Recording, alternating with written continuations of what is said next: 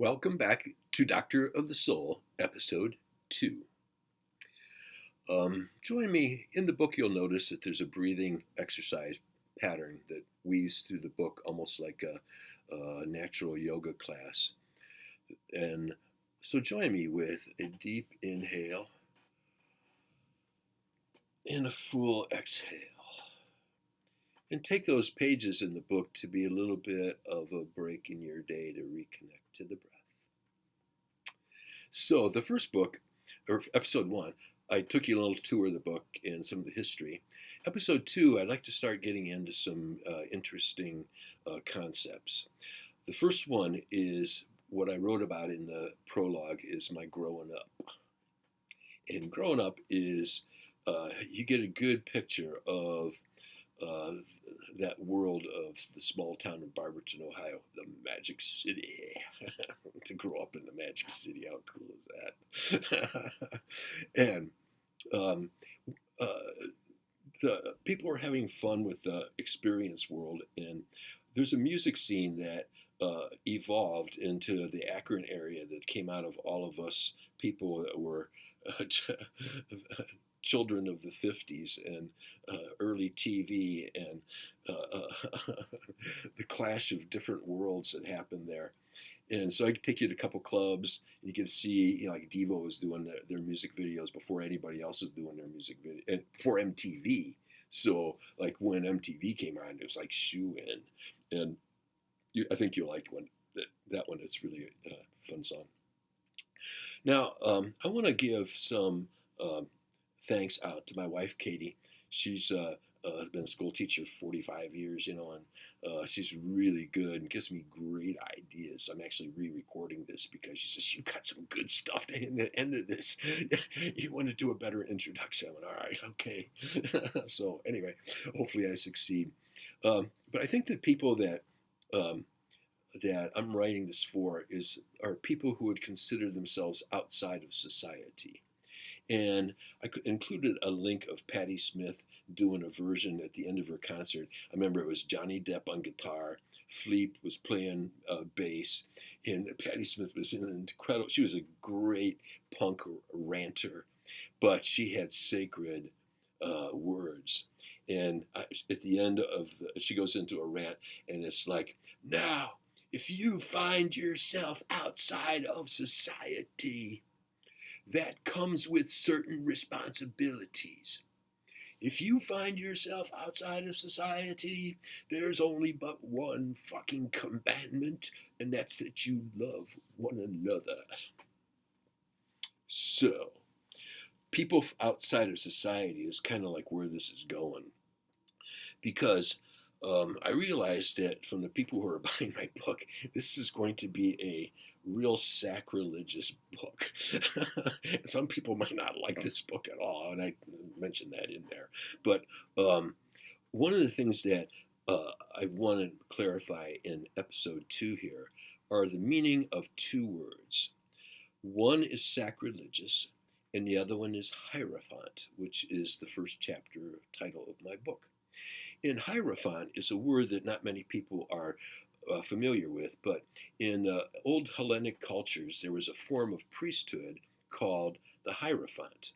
And the hierophant, um, the word hiero means holy. The word font is to show the holy. And as a true hierophant, that gets challenging a lot of times, especially in situations that are tragic. But to show the holy is the ultimate challenge. So today, I seek to show the holy about being sacrilegious. Because normally people understand the word sacrilege is a bad word. Uh, um, but there's one way that you can make that a holy word, and that's this.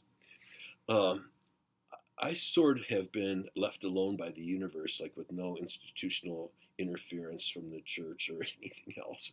Psychology, I'm not licensed anymore because I'm too old. and, but um, I've stood outside of the society of religion, of psychology, of healthcare, natural healthcare mostly, and um, one way that I saw things is, and I have to credit my mother for this. She was the one that did pull the reversed Hierophant card, which is he's going to be a priest in the most unusual way possible. Dang, succeed my, I fulfilled my card. So um, she would have been 104 the other day, and she would have been completely find my book completely sacrilegious in the world that she thought was inside of her head. So, Mom, here's me making a supplication and telling you that I'm going to make sacrilege holy. So, a true uh, practitioner of sacrilege would be a person who stands outside of the realms of whatever institution. Like in my book, I mentioned the word sacer was the word we get sacred from. And sacred is the sign they would put around a community that said if you go beyond this sign, the community could no longer protect you. So that became sacred inside.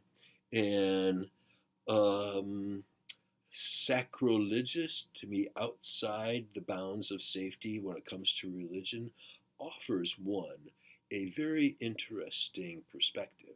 Also, standing outside the realm of psychology. Um, Also, standing outside of the society or sacrilegious to medicine, and natural health care and how we take care of ourselves and feed ourselves. We go into that too in the first chapter. So, and um, but the word sacrilege to a hierophant would be the ability to reach into religion, pull forth objects that are no longer have any waters of life, and make them holy again. I noticed that the word after sacrilegious in the dictionary is sacristy. And once again, my mother, who pulled that card, reverse hierophant, she got me into the sacristy as an altar boy, and I was able to see all the sacred objects and the chalices and the incense censers and the costuming and the and then I did that 5 year stint in the priesthood, so I was in sacristies a lot, and I, it's just all so nonchalant because you have a script to follow, and it's really cool not having any script to follow in one's work like that. So um, uh, the, the whole thing about looking at things that are sacrilegious, and if my book offends you, I realize that's where you are, and I just bless you in your path, in your ability to bring the waters of life to those who thirst for it. And speaking of which, this has been about growing up. I got the best musical um, experience uh, of all the ones I've put together so far. Sunday, in fact, if you go on YouTube and put in Springsteen on Broadway, growing up with intro, it's unbelievable. He 14 minutes long. He rewrote the lyrics, and it's funny, deeply, deeply emotional, just brilliant. So enjoy, and if you didn't end up watching the whole concert and binge watching it, go ahead because it's really really good. It's like way better than me. So that's music therapy for you. Go enjoy, and I'll see you back here for episode